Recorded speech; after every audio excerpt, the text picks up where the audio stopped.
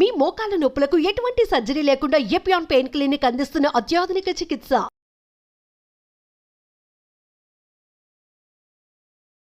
Hi, welcome to India's largest digital media network Suman TV. నేను మీ కీర్తి. మనిషి శరీరంలో అత్యంత ముఖ్యమైన ఆర్గన్ హార్ట్, గుండె.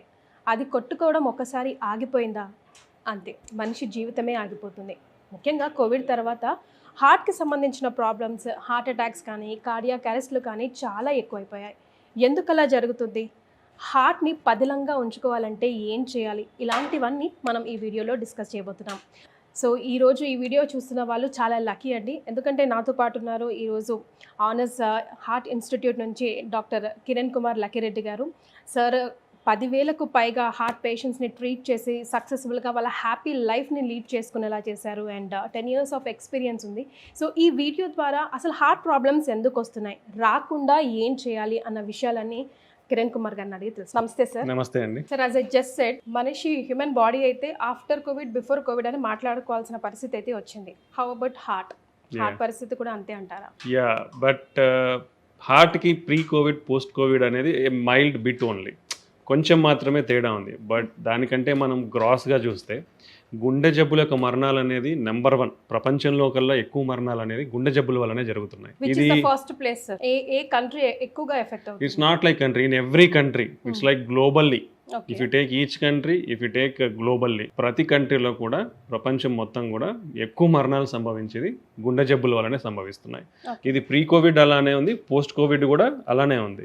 బట్ మనము అందరూ అబ్జర్వ్ చేసినట్లు చూస్తే పోస్ట్ కోవిడ్ అందరూ కూడా కొంచెం అవేర్నెస్ పెరిగింది. ఫస్ట్ థింగ్, బికాస్ ఆఫ్ కోవిడ్లో చాలా సివియర్గా అఫెక్ట్ అయినారు కాబట్టి హెల్త్ అవేర్నెస్ పెరిగింది. హెల్త్ అవేర్నెస్ పెరిగినప్పటి నుంచి all are observing the things, health మీద కానీ what are the deaths due to అనేది అబ్జర్వ్ చేస్తున్నారు. సో ఇన్ దట్ వే మనం అందరం కూడా కొంచెం మీడియాలో కానీ ఇంత గుండె జబ్బుల యొక్క మరణాలు అనేది ఫ్రీక్వెంట్గా చూస్తున్నాం. అది యంగ్స్టర్స్ కానివ్వండి, లేదంటే హెల్తీ ఫిట్ ఇండివిజువల్స్ కానివ్వండి, అందరిలోనూ చూస్తున్నాం. ఇఫ్ యూ సీ కోవిడ్ తర్వాత కొన్ని రీజన్స్ ఉన్నాయి. బికాస్ కోవిడ్లో లాంగ్ కోవిడ్ సిండ్రోమ్ అనేది ఒక కాన్సెప్ట్ ఉంది. దాంట్లో ఏంటంటే మనకు పర్టికులర్లీ ఎవరైతే సివియర్గా అఫెక్ట్ అయి ఉంటారో కోవిడ్లో, వాళ్ళలో సమ్ లో గ్రేడ్ ఇన్ఫ్లమేషన్ అంటాం. అంటే మన బాడీలో కొంచెం ఈ బ్యాడ్ సెల్స్ అంతా ఇవంతా ఉండేది, కొంచెం అది జరుగుతూనే ఉంటుంది అనమాట. పర్టికులర్లీ ఎవరైతే సివియర్గా అఫెక్ట్ అయినారో అండ్ ఎవరికైతే రిస్క్ ఫ్యాక్టర్స్, గుండె జబ్బులు ఎవరిలో అయితే ఎక్కువగా వచ్చే కొన్ని ఫ్యాక్టర్స్ ఉంటాయి, లైక్ బీపీ కానీ, షుగర్ కానివ్వండి, ఏజ్ కానివ్వండి, kidney problems or immuno compromise అవ్వండి, ఇలాంటి ఉన్న వాళ్ళలో ఈ మైల్డ్ మనం ఏదైతే డిస్కస్ చేసామో లాంగ్ కోవిడ్ సిండ్రోమ్ అనేది వీళ్ళల్లో ఎక్కువగా కొంచెం చూపించడం వల్ల వీళ్ళల్లోనే ఎక్కువగా అఫెక్ట్ అయ్యే అవకాశం ఉంటుంది. బట్ ఓవరాల్గా చూస్తే సమ్ ఎఫెక్ట్ ఆఫ్ కోవిడ్ అనేది ఉంది కానీ, బట్ అదొక్కటే కారణం అని మనం చెప్పలేం. బికాస్ హార్ట్ అటాక్స్ రానికి చాలా కారణాలు ఉన్నాయి. మైల్డ్ కంట్రిబ్యూషన్ అయితే ఉంది, బట్ మేజర్లీ దానికంటే చాలా కారణాలు ఉన్నాయి. అవన్నీ కూడా మనం తెలుసుకుందాం. రైట్. సరే, ఇదివరకు రోజుల్లో అయితే ఒక ఏజ్ వస్తేనే, లేకపోతే మనిషికి బీపీ ఉంటేనో, డయాబెటిక్ పేషెంట్ అయితేనో, ప్రొలాంగ్ డిసీజ్ ఏదైనా ఉంటే హార్ట్ అటాక్స్ వచ్చే ఛాన్సెస్ ఉంటాయేమో అని అనుకుంటాం. బట్ ఈ రోజుల్లో మనం చూస్తున్నాము కార్డియాక్ అరెస్ట్లు కానీ హార్ట్ అటాక్స్లు కానీ చాలా ఎక్కువ వస్తున్నాయి వితౌట్ ఏజ్ లిమిట్. సడన్గా కొలాప్స్ అవ్వడం, మేల్ ఆర్ ఫీమేల్ ఎవరైనా అవ్వడం, అండ్ చిన్నపిల్లలకి కూడా రాదేమో అనుకుంటున్నాం కానీ పుట్టుకతోనే హార్ట్లో హోల్స్ వచ్చి పుట్టేస్తున్నారు. సో ఇలాంటివి ఎలా రికగ్నైజ్ చేయాలి, ఎందుకు అలా జరుగుతుంది? సో బేసికల్లీ మనందరి బాడీస్లో ఒక ప్రాసెస్ అనేది స్టార్ట్ అవుతుందండి. ఇట్ ఈస్ కాల్డ్ అథెరోస్క్లెరోసిస్ అంటాం. అంటే మన బ్లడ్ వెజల్స్లో కొవ్వు అనేది పేరుకుపోవడం అనేది. So it's a process which is given to us. First point అందరూ అర్థం చేసుకోవాలి. చాలామంది నేను హెల్తీగా ఉన్నాను, నాకు ఎందుకు వస్తుంది అనేది అనుకుంటారు. But as a natural process of human life, మన బయాలజీ అంతా తీసుకుంటే ఈ ప్రాసెస్ అనేది మనకి 10 to 20 years ఆఫ్ ఏజ్ నుంచి మన అందరిలోనూ స్టార్ట్ అవుతుంది. It is the first point అందరూ తెలుసుకోవాల్సినది. సెకండ్ థింగ్, మనకున్న స్టాటిస్టిక్స్ కానీ, డేటా కానీ, ఇంత రీసెర్చ్ జరుగుతూ ఉంటుంది, ప్రజెంటేషన్స్ అన్నీ ఉంటాయి అనమాట, ఎలా ఉన్నాయి ఏంటి. మన డెమోగ్రఫిక్ డేటా ఈజ్ ఇంపార్టెంట్. అంటే మనం ఎక్కడ ఏ ప్రదేశంలో ఉన్నామో, ఈ ప్రదేశంలో ఎందుకు ఇట్లా వస్తున్నాయి. మనం compare to western countries like USA and European countries తీసుకుంటే, మన ఏషియన్ కంట్రీస్లో పర్టికులర్లీ మన సౌత్ ఏషియన్ కంట్రీస్లో హార్ట్ అటాక్స్ అనేది ఒక డికేడ్ అర్లియర్, అంటే ఒక 10 సంవత్సరాల ముందే మనకు వస్తున్నాయి అనమాట. Like if in US European కంట్రీస్లో 50 yearsకి స్టార్ట్ అవుతున్నాయి అనుకోండి, ఇక్కడ మనకు 40 సంవత్సరాల నుంచి స్టార్ట్ అవుతున్నాయి హార్ట్ అటాక్స్ కానీ ఇవన్నీ కూడా. అది మన డెమోగ్రఫిక్ డేటా. అంటే మన డెమోగ్రఫిక్స్లో ఏముంటాయండి, లైఫ్ స్టైల్ ఉంటుంది, జెనెటిక్స్ ఉంటాయి, పొల్యూషన్ ఉంటుంది, ఇలా ఎన్విరాన్మెంటల్ ఫ్యాక్టర్స్ ఉంటాయి. So everything is interlinked. ఒక దాని వల్ల అని చెప్పలేం, ఎవ్రీథింగ్ ఈజ్ ఇంటర్లింక్డ్. ఓకే, దీనివల్ల మనకి మన డెమోగ్రఫిక్ డేటానే వీఆర్ అట్ హై రిస్క్. ఇది అందరూ తెలుసుకోవాలి. మనందరం కూడా we're at high risk of getting heart problems వచ్చేదానికి మనం చాలా రిస్క్లో ఉన్నాం because of our demographic data. మనం ఈ ప్రదేశంలో నివసిస్తున్నాం కాబట్టి మనకు ఆ రిస్క్ ఉంది, ఫస్ట్ థింగ్. సెకండ్ థింగ్, మనకున్న డేటా ప్రకారం ఏంటంటే 30 సంవత్సరాల నుంచి 40 సంవత్సరాల మధ్యలో ఇప్పుడున్న డేటా మనకు స్టాటిస్టిక్స్ అన్ని చూసుకుంటే ఈ 30 సంవత్సరాల నుంచి 40 సంవత్సరాల మధ్యలో రిస్క్ ఫ్యాక్టర్స్, ఇంతకుముందు బీపీ షుగర్లు అంటే ఏజ్ ఉంటేనే వస్తాయి, లేదంటే ఒక 50 సంవత్సరాల తర్వాత 60 సంవత్సరాల తర్వాతనే వచ్చేది అనేది ఉండేది. ఇప్పుడు అవన్నీ మారిపోయినాయి because of lot of things. I particularly mention life style. మనం అందరం చూస్తున్నాం ఏ లైఫ్ స్టైల్లో మనమే బతుకుతున్నామని. మనం రిట్రోస్పెక్టివ్గా మనం థింక్ చేస్తే వీ నో ఎవ్రీథింగ్. మనం ఆలోచిస్తే మనకే తెలుస్తుంది ఎందుకు ఇలా అనేది. సో 30 to 40 years మధ్యలోనే చాలామందికి బీపీ, షుగర్, కొలెస్ట్రాల్ ప్రాబ్లమ్స్ ఇవన్నీ వచ్చేస్తున్నాయి. సెకండ్ థింగ్, ఇవన్నీ ఎందుకు పెరిగినాయి అనే దానికి ఒబిసిటీ, అబ్డామినల్ ఒబిసిటీ అంటే ఊబకాయం అంటాం. ఈ ఊబకాయం అనేది పెరుగుతూ ఉంది, పిల్లల్లో పెరుగుతూ ఉంది, పెద్దవాళ్ళలో పెరుగుతూ ఉంది, పర్టికులర్లీ ఫీమేల్స్లో ఎక్కువ అవుతూ ఉంది. మరి దీనికి రావడానికి కారణం ఏంది? ఊబకాయం అనేది our less activity. First thing is less activity, less activities. ఇప్పుడు సెడెంటరీ లైఫ్ స్టైల్స్ అయిపోయినాయి అందరికి. లైఫ్ సాఫ్ట్వేర్స్ వెళ్ళినా అనుకోండి కూర్చొనే ఉంటారు, లేదా అదర్ జాబ్స్ వెళ్ళి majority of the jobs nowadays are sitting jobs. Every ప్రొఫెషన్లో majority jobs are sitting jobs. So where is the time to work? So you have to create time. మనం time కుదుర్చుకోవాలి. ప్రతిరోజు మినిమం ఒక 30 to 60 minutes ఎక్సర్సైజ్కి కేటాయించాలి. అది తగ్గిపోయింది. Second thing, food habits. మనం అందరం చూస్తున్నాం, ఈజీ డెలివరీ, ఈజీ అవైలబిలిటీ. దీనివల్ల ఏమవుతుంది, హెల్తీ కుకింగ్ అట్ హోమ్ అనేది తగ్గిపోయింది. బేసికల్లీ ఈజీగా అవైలబిలిటీ వచ్చేసరికి ప్రతి ఒక్కరు కూడా అరే why you want to cook, బయట నుంచి ఆర్డర్ చేసేసుకోండి. We don't know. మనం recently we're seeing lot of raids how the food products are maintained even in lot of restaurants. అందరం కూడా పెద్ద రెస్టారెంట్లు అంటే మనం మంచిగా ఉంటుంది అనుకున్నాం, but that has been proved wrong based on the recent dates. అది అందరికి కూడా తెలిసింది.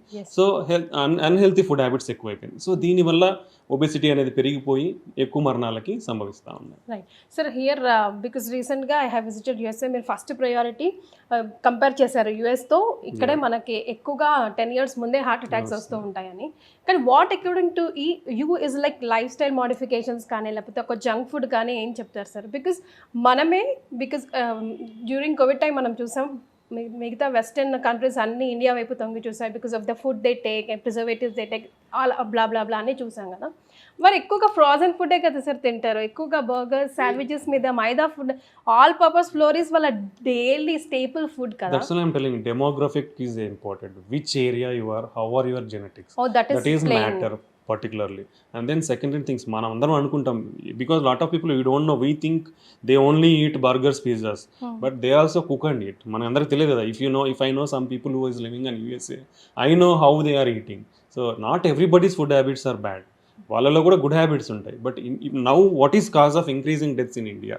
So we rely on mostly on easy foods, particularly processed foods. If you take any, like if you take biscuits, whole wheat, even a lot of data is coming, and if they tell like oats, millets, biscuits center, but how much percentage in that? So everything is like processed foods is dangerous. So better go for healthy food, cook at home and eat more fruits and vegetables. మనకున్న data ప్రకారం భారతదేశంలో less than 50% or nearly 50% of the population వారానికి ఒక్కరోజు మాత్రమే fruits తీసుకుంటున్నారు. And that to 1 time in a week. యూజువల్గా ఎన్ని servings ఉండాలి per day? 3 to 5 servings of fruits and vegetables ఉండాలి. How many people are following? Yeah, okay, there are a lot of healthy habits we have to consider. If you take cakes, bakery items, whatever you take from processed and packed foods, they are rich in salts, they are rich in fats and oils. Okay, we don't know what oil they use, all the things. So ivanni kuda we don't know clarity information, even whatever they are using. We have to see every food, we have to see the label and decide whenever you are buying. So ee unhealthy food habits and physical inactivity are the most common. This is the worst lifestyle what we are following. So it has to change from this. And then substance abuse, like smoking and alcohol and any other substance abuse are dangerous. ఇవి ఏ ఏజ్కి వెళ్ళినా ఇవి only heart మీదనే కాదు, lot of systems మీద కూడా they show their effects. So you should completely avoid them. So these are the main factors for increasing heart attacks యంగ్స్టర్స్లో కానివ్వండి, ఇప్పుడు ఎక్కువ అవుతున్న విధానం కావండి, లైఫ్ స్టైల్ అనేది చాలా important, like exercise and food habits.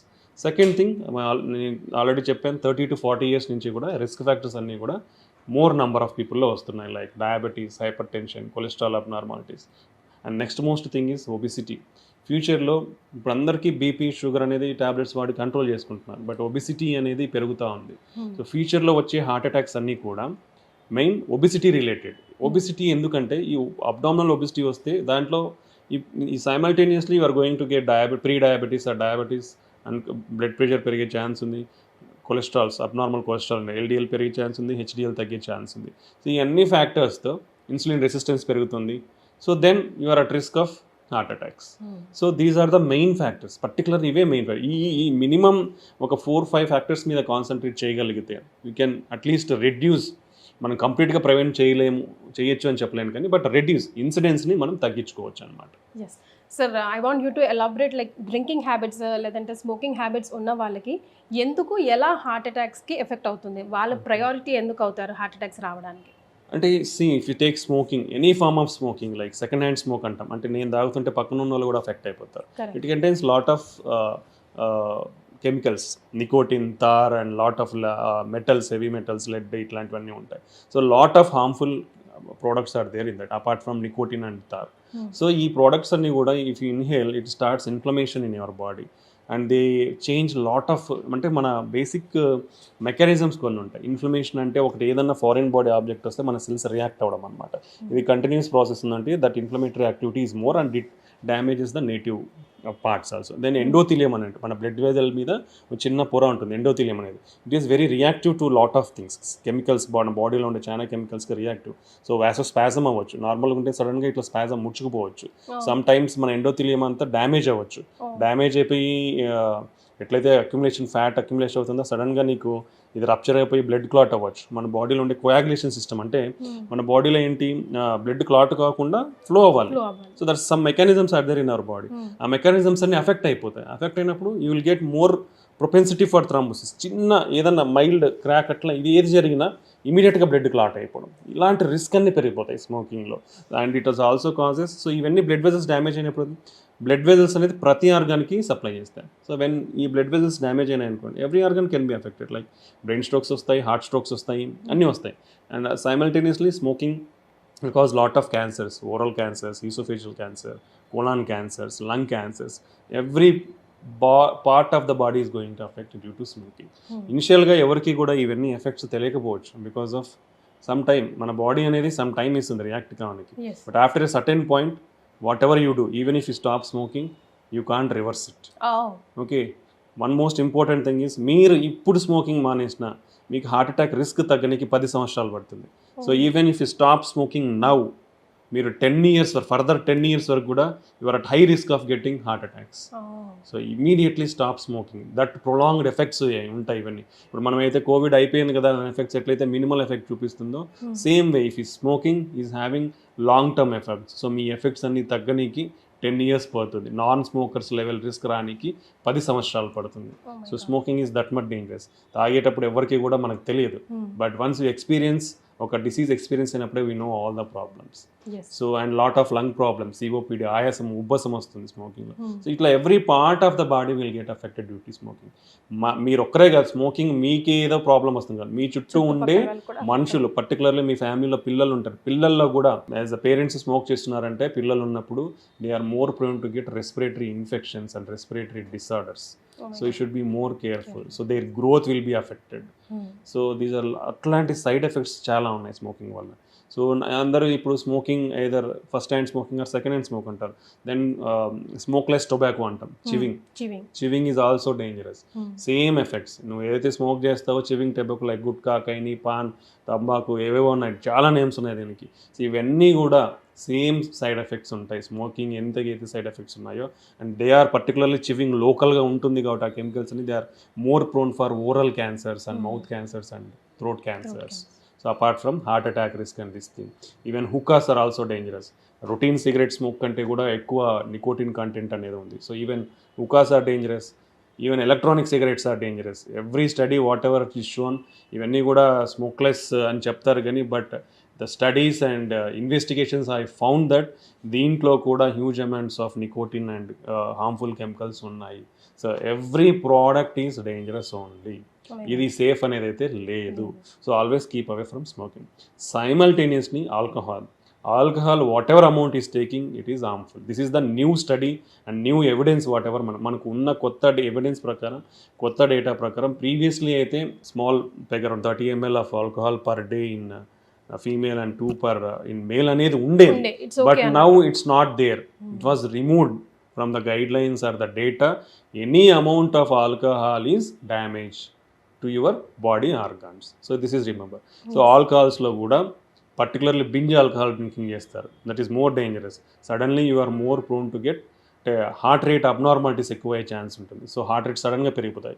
So heart rate సడన్గా పెరిగిపోయినప్పుడు డెత్ రిస్క్ కూడా ఉంటుంది. So this is more danger. So binge alcohol drinking is completely unavoidable, avoid చేయాల్సిన విషయం. సెకండ్ థింగ్, మన హార్ట్ మజిల్ అనేది వీక్ అవుతుంది. ప్రొలాంగ్డ్ క్రానిక్ డ్రింకర్స్లో heart muscle అనేది వీక్ అవుతుంది. ఆల్కహాలిక్ కార్డియోమైపతి అంటాం. అయిపోయి మన గుండె అనేది ఉబ్బిపోతుంది. ఉబ్బిపోయి హార్ట్ ఫెయిల్ అవుతుంది. హార్ట్ పంపింగ్ అనేది తగ్గిపోతుంది. హార్ట్ పంపింగ్ తగ్గిపోయినప్పుడు will get all the symptoms. ఆయాసం వస్తుంది, కాళ్ళవాపులు వస్తాయి, మీ ఫ్యాటీగ్ వస్తుంది, ఏం పనులు చేసుకోలేరు, మొహాలు అన్నీ ఉబ్బిపోతాయి. సో వన్స్ ఇవన్నీ కూడా ఇర్రివర్సబుల్ స్టేజ్ ఉన్నప్పుడే, అంటే అది రాకముందే, ఏదైతే రివర్సబుల్ స్టేజ్ వరకు ఉన్నప్పుడే మీరు కంప్లీట్గా మానేస్తే నార్మల్ అయ్యే ఛాన్స్ ఉంది. బట్ ఎప్పుడైతే ఇర్రివర్సబుల్ స్టేజ్, రిపేర్ చేయలేని స్టేజ్కి మీరు తాగి వెళ్తే మాత్రం you can't reverse the heart pumping function to normal in alcoholics. And వీళ్ళు బంద్ తాగడం వల్ల ఫుడ్ సరిగ్గా తీసుకోకపోవడం వల్ల విటమిన్ డెఫిషియన్సీస్ ఉంటాయి, పర్టికులర్ థైమిన్ డెఫిషియన్సీ. దానివల్ల కూడా the heart will affect. This called dry and wet beri అంటాము. సో హార్ట్ అఫెక్ట్ అవుతుంది. సో అండ్ దెన్ వాళ్ళు కూడా they are more prone to get liver problems, pancreatitis, cirrhosis of the liver, pancreatic cancers. Okay, ఇవన్నీ కూడా alcohol వల్ల side effects ఉన్నాయి. So any amount of alcohol is dangerous. So అలవాటు ఉన్న వాళ్ళు kindly slowly reduce your amount and try to stop completely. So that the way you can save your health and body organs. That is most important. So both smoking and alcohol are dangerous. So ఇంత time తీసుకొని ఇంత స్ట్రెస్ఫుల్గా every point చెప్తున్నారంటే దాంట్లో ఎంత బలం ఉందో అర్థమవుతుంది sir. Like wise let speak about like diabetics and BP ఉన్న వాళ్ళకి హార్ట్ అటాక్స్ రావాల్సిందేనా? ఇక్కడ నేను ఇంకో పాయింట్ కూడా యాడ్ చేయాలనుకుంటున్నాను సార్. లైక్ జెనెటిక్ ప్రాబ్లమ్స్ అని కూడా మనం చెప్తూ ఉంటాం, జెనెటిక్గా ఉన్నా కూడా వస్తుందని. ఒక ఫ్యామిలీలో ఒక మనిషి ఉన్నాడు, లైక్ ఫర్ ఎగ్జాంపుల్ ఫాదర్ ఉన్నాడు, తనకి ఆల్రెడీ అన్ని అలవాట్లు ఉన్నాయి, హీ హ్యాస్ హార్ట్ ప్రాబ్లం అనుకోండి. ఆ సన్కి ఆ కూతురుకో కంపల్సరీ రావాల్సిందేనా even though they don't have any habits because of genetic reason? Genetics is very important అండి. ప్రీవియస్గా మనకి హై రిస్క్ తీసుకుంటే ఫస్ట్ డయాబెటీస్ తీసుకుంటాం. మీరు అడిగినట్లు diabetes are the very high risk for heart attacks and heart problems because of lot of mechanisms. Even with control డయాబెటీస్లో కూడా ఏమవుతుందంటే, చిన్నగా ఎక్స్ప్లెయిన్ చేయగలమా సార్ హౌ ఇట్ ఎఫెక్ట్స్ అన్నది? మనకి చెప్పాను నేను, ఇన్ఫ్లమేషన్ అనేది ఒక కాంపోనెంట్ ఉంటుంది ప్రతిదానికి కూడా. అంటే మన సెల్స్ ఎలా రియాక్ట్ అవుతాయి అనేది. సో ఈ లో గ్రేడ్ ఇన్ఫ్లమేషన్ అనేది ఈవెన్ కంట్రోల్డ్ షుగర్ ఉన్న వాళ్ళలో కూడా ఇది ఒక ప్రాసెస్ కంటిన్యూస్గా ఉంటుంది. Okay, this is one of the factor. So ఇది ఏమవుతుంది, ఈ లో గ్రేడ్ ఇన్ఫ్లమేషన్లో కూడా కంట్రోల్గా ఉంటే కూడా కొలెస్ట్రాల్ అక్యుములేషన్ అనేది అవుతుంది. ఈ సెల్స్ అనేది వచ్చి డ్యామేజ్ జరుగుతా అనేది ఎండోథీలియం, మనం ఒక పొర ఉంటుందని ఆ పొరలో అక్యుములేషన్ అవ్వడం, ఫ్యాట్, స్మాల్ క్రాక్స్ కానీ ఇట్లాంటివి రావడం ఇవి జరుగుతూ ఉంటుంది. రెండోది డయాబెటిక్స్లో మనకి బ్లడ్ క్లాటింగ్ కూడా కొంచెం ఎక్కువ అయ్యే ఛాన్స్ ఉంటుందన్నమాట. ఇది సెకండ్ కాంపోనెంట్. దెన్ మనకి ఇన్సులిన్ రెసిస్టెన్స్, దానివల్ల దెన్ ఈ అడ్వాన్స్డ్ గ్లైకేషన్ ఎండ్ ప్రోడక్ట్స్ అంటాం. సో దానివల్ల ఇవన్నీ ఇన్ఫ్లమేషను, వెజల్ డ్యామేజ్ ఇవన్నీ జరుగుతూ ఉంటాయి. దెన్ మన షుగర్ వల్ల నర్వ్స్ కూడా ఎఫెక్ట్ అవుతాయి. సో ఆటోనామిక్ నర్వస్ సిస్టమ్ అంటాం. అంటే ఈ సిస్టమ్ అనేది మన హార్ట్ రేట్ కానీ బ్లడ్ ప్రెషర్ని కానీ మెయింటైన్ చేస్తూ ఉంటుంది. సో ఈ నర్వ్స్ ఎఫెక్ట్ అయినప్పుడు, హార్ట్ నర్వ్స్ ఎఫెక్ట్ అయినప్పుడు there variations in the heart rate and blood pressure కూడా ఉండే ఛాన్స్ ఉంటుంది. So because of all these mechanisms, so blood clotting tendency increase అవ్వడము, ఈ వాస్కులర్ డ్యామేజ్ అనేది జరగడం, లో గ్రేడ్ కంటిన్యూస్గా, బీపీ మ్యాక్సిమం బీపీ షుగర్ ఉన్న వాళ్ళలో బీపీ కూడా ఉండే ఛాన్స్ ఉంటుంది. సో స్మాల్ వెజల్స్ కూడా అఫెక్ట్ అవుతాయి వీళ్ళలో. సో ఈ అన్ని మెకానిజమ్స్ వల్ల షుగర్ ఉన్న వాళ్ళు ఈవెన్ కంట్రోల్డ్ ఉంటే కూడా హార్ట్ అటాక్స్ వచ్చే ఛాన్స్ ఉంటుంది. అదే అన్కంట్రోల్డ్ ఉంటే మాత్రం డెఫినెట్లీ హై రిస్క్ అండి, కంపల్సరీ హై రిస్కే ఉంటారు వాళ్ళు. ఈవెన్ ఏ ఏజ్ వాళ్ళైనా, ఎంత అర్లీగా డయాబెటీస్, ఇప్పుడు 50 years డయాబెటీస్ యూజువల్గా వస్తుంది, అలాగే 40 years డయాబెటీస్ వచ్చింది అనుకోండి, 10 years ఎర్లియర్ వస్తే your risk will increase by almost 50% in getting heart attack. So 50 yearsలో వచ్చే షుగర్ 40 సంవత్సరాలకు వస్తే మీ గుండె జబ్బుల యొక్క రిస్క్ అనేది 15% పెరుగుతుంది. So this much risk is there. So early age of onset of diabetes is high risk, more high risk. So this is important. So sugar ఉన్న వాళ్ళు కంపల్సరీ చాలా స్ట్రిక్ట్ కంట్రోల్లో పెట్టుకోవాలి. ఫుడ్ ఎలా తీసుకుంటున్నాము, ఎంత తీసుకుంటున్నాము, క్వాలిటీ ఆఫ్ ఫుడ్, ఏం ఫుడ్ తీసుకుంటాం అనేది క్లియర్ కట్గా వాళ్ళు దే షుడ్ డిఫైన్ దెమ్. అవి వాళ్ళు ఫాలో అవ్వాలి కంపల్సరీగా. ఫుడ్ హ్యాబిట్స్ రేపు లైక్ ఆయుర్వేదం మీదో లేకపోతే XYZ మీదో డిపెండ్ అయ్యి నేను ఫుడ్ కంట్రోల్ చేసుకొని టాబ్లెట్ వేసుకోకుండా నేను డయాబెటిక్ని కంట్రోల్ పెట్టుకుంటానంటారు. It will be very helpful. What ever measures you see, first everything ఎక్కడైనా మనకు వచ్చేది లైఫ్ స్టైల్. ఫుడ్ హ్యాబిట్స్తో నిజంగా కంట్రోల్ అయితే ఇట్స్ వెల్ అండ్ గుడ్. ఏదైనా మనకు ఒక లెవెల్స్ ఉంటాయి, మార్జిన్స్ ఉంటాయి ట్రీట్మెంట్ స్టార్ట్ చేయడానికి డ్రగ్స్ అనేది.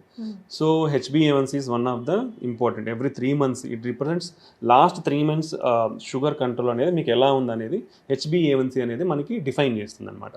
అది if it is like less than 6.5 or around between 6 to 6.5 it's well good and control. So you can maintain your food habits and control it. But if it is more than 6.5 and 7 and your fasting sugars and post lunch sugars are high, ఆ indication ఉంటే definitely it's better to start treatment. So ఇనిషియల్గా ఎంత అగ్రెసివ్గా control చేస్తామో అంత long term benefits ఉంటాయి. So మీకు sugar అని డిటెక్ట్ అయిన వెంటనే you should control it very strictly at normal levels. అలా కాకుండా మనం దాన్ని జాగ్రత్తగా తీసుకోకుండా ఇనిషియల్ లెవెల్స్ కొన్ని మంత్స్ కానీ సంవత్సరాలు కానీ హై లెవెల్స్లో మెయింటైన్ అయ్యాయి అనుకోండి, this called long term memory అంటాం. అంటే మన బాడీ కూడా ఈ తక్కువ ఉంటే తక్కువ మెమరీ లాగా ఉంచుకొని అలా వర్క్ చేస్తుంది. అలా హై లెవెల్స్ ఇనిషియల్గా ఉన్నాయంటే అది హై లెవెల్స్ మెమరీ లాగా వర్క్ చేస్తుంది. This concept long term memory. So ఈ విధంగా మనకి అఫెక్ట్ అయ్యే ఛాన్స్ ఉంటుంది. కాబట్టి ఎంత ఎర్లీగా మనం ఎంత స్ట్రిక్ట్గా కంట్రోల్ చేసుకోగలిగితే అంత రిస్క్ తగ్గించుకున్న వాళ్ళం అవుతాం అనమాట షుగర్లో. సో ఇది ఇంపార్టెంట్. మనం ఆల్మోస్ట్ ఇండియాలో చూస్తే ఎవ్రీ 2 to 3% 5 మందిలో 2-3 షుగర్ ఉంటా ఉంది. అండ్ ప్రీ డయాబెటీస్ కూడా ఎక్కువ అవుతా ఉంది. So if you see long term trends చూస్తే from past to in future basic levels of fasting glucose levels అనేది పెరుగుతూ ఉన్నాయి అందరిలో కూడా. So this much risk of we already know like South Asia or India is like diabetic famous populous, most diabetic populated or in South Asian countries. So ఇవన్నీ మన అంటే I'm telling you, it is demographics, genetics, environment, all these things are defining our risk. కాబట్టి మనం we are prone to high risk. We have to think like that. అంటే మనకు high risk tendency ఉంది కాబట్టి మనం ఈ ప్రదేశంలో ఉండడం వల్ల because of lot of things మనం చాలా ఎక్కువ జాగ్రత్తలు తీసుకొని ఇవి రాకుండా కాపాడుకోనికి we have to practice healthy life style. Like basically healthy life style అన్న ఒకటే రెండు healthy food, regular exercise. These two everybody has to do it అంటే. So like as I asked you, genetic problem ఉన్న వాళ్ళు మరి ఎట్లాంటి corrections తీసుకోవాలి? ఏ age నుంచి వాళ్ళు రెగ్యులర్ సైకిల్గా చెకప్కి వెళ్తూ ఉండాలి? ఫ్యామిలీ హిస్టరీ అనేది మనం షుగర్ అయితే ఎంత సిగ్నిఫికెంట్ టాప్ ప్రయారిటీ చూసుకున్నామో, రీసెంట్ స్టడీస్ కూడా family history of heart attacks అనేది particularly if it is less than 55 in both males and females, 50 సంవత్సరాల కంటే మన పేరెంట్స్ ఎవరైతే అఫెక్ట్ అయి ఉంటారో they are more prone to get future heart attacks in the next generation. Okay, then cholesterol అనేది ఫ్యామిలీలో ఎవరికైనా కొలెస్ట్రాల్ ఉంటే you should screen family for cholesterol abnormality at the age of 21 years. You should ఎర్లీగా start చేయాలి. అంటే ఆ ఫ్యామిలీలో ఎవరికైనా కొలెస్ట్రాల్ అబ్నార్మాలిటీస్ ఉందంటే you should better start screening at the age of 21 years. Okay, now I always recommend at least if you get 30 years get your health checkup at regular intervals. At least మీరు initial like 30 years తర్వాత బాగానే ఉందంటే at least if you not annually every 2 years or 3 years also you check it. You don't know when you are going to get diabetes. You don't know when you are going to get hypertension. మీకు BP sugar అనేది ఎప్పుడు వస్తాయి అనేది ఎవరికి తెలియదు. 50% of the people are undiagnosed and undetected. BP sugar అనేది చాలా మందిలో డయాగ్నోస్ కావట్లేదు, డిటెక్ట్ కావట్లేదు, ఎందుకంటే మన టెస్టింగ్ పోవట్లేదు కాబట్టి. ఈ అన్డిటెక్టెడ్ పాపులేషన్ అనేది కూడా ఎక్కువ ఉంది. That's why they are presenting suddenly with heart attacks కానీ బ్రెయిన్ స్ట్రోక్స్ కానీ అదర్ ప్రాబ్లమ్స్తో ప్రజెంట్ అవుతున్నారు. So better you screen once in a year. Spending for your health is a very good thing. It doesn't cost you much. Now lot of hospitals or diagnostic centers, everybody is offering some health packages at a very low cost. Even very non-affordable people కూడా అవన్నీ అందుబాటులోకి వస్తున్నాయి. If not, lot of hospitals, government setups, everything is there. So everybody can check their health at least once in a year. So that you know మీకు BP వచ్చే chance ఉందా, sugar వచ్చే chance ఉందా, kidney problems ఏమైనా బయటపడతాయి, thyroid problems బయటపడతాయి, మీ blood problem anaemia ఉంటే బయటపోతుంది. Okay, ఇలాంటి కామన్ కొలెస్ట్రాల్ అబ్నార్మాలిటీ ఉంటే బయటపడుతుంది. ఇలాంటి కామన్ థింగ్స్ అన్నీ మనకి అర్లీగా తెలుసుకోవడం వల్ల we can take good precautions. అవి కంట్రోల్ చేసుకోవడంలో కానీ ఎక్కువ అవ్వకుండా కానీ మనం చాలా ప్రికాషన్స్ తీసుకోవచ్చు అనమాట. So this is compulsory. So family history particularly ఎవరికైతే లెస్ దాన్ 55 years పేరెంట్స్లో ఈ ప్రాబ్లమ్స్ ఉంటే వాళ్ళు రిస్క్లో ఉంటారు కాబట్టి compulsory better you do after 30 years regular health checkups. Sir heart attacks, cardiac arrest రెండింటికి డిఫరెన్స్ ఏంటి, ఎలా గుర్తించాలి? హార్ట్ అటాక్ అనేది మనకి ఇప్పుడు హార్ట్ ఉంటుంది, హార్ట్ మీద అంటే ఉపరితలం పైన బ్లడ్ వెజల్స్ ఉంటాయి, అంటే రక్తనాళాలు ఉంటాయి. మనకి బాడీకి బ్లడ్ అయితే ఎలా సప్లై అవుతుందో గుండెకి కూడా బ్లడ్ సప్లై అనేది అంత important. So left side 2 vessels ఉంటాయి, రైట్ సైడ్ 1 వెజల్ ఉంటుంది. సో ఈ బ్లడ్ వెజల్స్లో కొలెస్ట్రాల్ అక్యూములేషన్ అయ్యి అండ్ ఆ కొలెస్ట్రాల్ ప్లాక్ ఏదైతే ప్లాక్ అంటాం దాని ఆ పొర ఉండేది రప్చర్ అయిపోయి సడన్గా బ్లడ్ క్లాట్ అవుతుంది. ఈ బ్లడ్ క్లాటింగ్ అనేది సడన్గా అవుతుంది అనమాట. సో ఈ సడన్గా వచ్చేదాన్ని మనం అక్యూట్ హార్ట్ అటాక్ అంటాం. ఓకే, ఇది హార్ట్ అటాక్ అంటే ఈ బ్లడ్ వెజల్స్లో బ్లాక్ వచ్చేదాన్ని హార్ట్ అటాక్ అంటాం. కార్డియాక్ అరెస్ట్ అంటే ఈజ్ నథింగ్ బట్ మీ గుండె సడన్గా ఆగిపోతుంది. It's like sudden loss of your life. అది maybe transient or permanent. Okay, so cardiac arrest అనేది సడన్గా గుండె ఆగిపోతుంది. గుండె ఆగిపోతే అవుతుంది బ్లడ్ సర్క్యులేషన్ అని జరిగింది. బ్లడ్ సర్క్యులేషన్ జరిగినప్పుడు బ్రెయిన్ ఓన్ ఫంక్షన్ అని no organ in the body function, that literally like death. So ఈ కార్డియాక్ అరెస్ట్ అయినప్పుడే మనకు ఉన్న only one primary basic treatment modality అంటాం, that is called CPR, basic life support, BLS or CPR. అంటే cardio pulmonary resuscitation అంటాం. అంటే మన main ఏంటి important, oxygen important. Then oxygen body మొత్తం అందాలంటే ఏం చేయాలి, పంపింగ్ అవ్వాలి. సో బ్లడ్ సర్క్యులేషన్ అయితేనే ఆక్సిజన్ అనేది ప్రతి ఒక్క సెల్కి అందుతుంది మన బాడీలో. సో ఫస్ట్ మెయిన్ కాంపోనెంట్ అనేది సర్క్యులేషన్, అంటే అది సర్క్యులేషన్ అవుతూనే ఆక్సిజన్ అందుతుంది. కాబట్టి ఎనీ పేషెంట్ మనం 3 కాంపోనెంట్స్ ఎవరైనా సడన్గా అన్కాన్షియస్గా పడిపోయినారు, పలుకుతున్నాడా లేదా రెస్పాన్స్ ఉందా లేదా బాడీలో ఎక్కడన్నా చెస్ట్ చేస్తాం, నో రెస్పాన్స్. దెన్ మనం బ్రీతింగ్ మనకు తెలుస్తుంది కదా, బ్రీతింగ్ చెస్ట్ రైజ్ చూస్తాం, బ్రీతింగ్ చేస్తున్నాడా లేదా అని తెలుస్తుంది, బ్రీతింగ్ లేదు. నెక్స్ట్ కామన్ సింపుల్ మనం ఇక్కడ మనకి ట్రకీ అంటాం, విండ్ పైప్ ఉంది. విండ్ పైప్ చూస్తే ఇక్కడ ఒక మజిల్ ఉంటుంది, ఈ రెండింటి మధ్య చేయి పెడితే మన పల్స్ మనకు తెలుస్తుంది. ఎనీబడీ కెన్ డూ దట్, మీరు ట్రై చేయొచ్చు. Pulse, how to test your pulse, ఇక్కడ పెడితే పల్స్ తెలుస్తుంది. ఓకే, ఆ పల్స్ ఉందా లేదా, that is called central pulse అంటాం. సో ఆ పల్స్ ఉందా లేదా చూడాలి. సో ఈ 3 లేకుంటే ఇమీడియట్గా చెస్ట్ కంప్రెషన్స్ అనేది స్టార్ట్ చేయాలి. లేకుంటే సో ఈజ్ నాట్ రెస్పాన్సివ్, పలకట్లేదు, బ్రీతింగ్ లేదు, అంటే మనం చెస్ట్ రైస్తో చూస్తాము.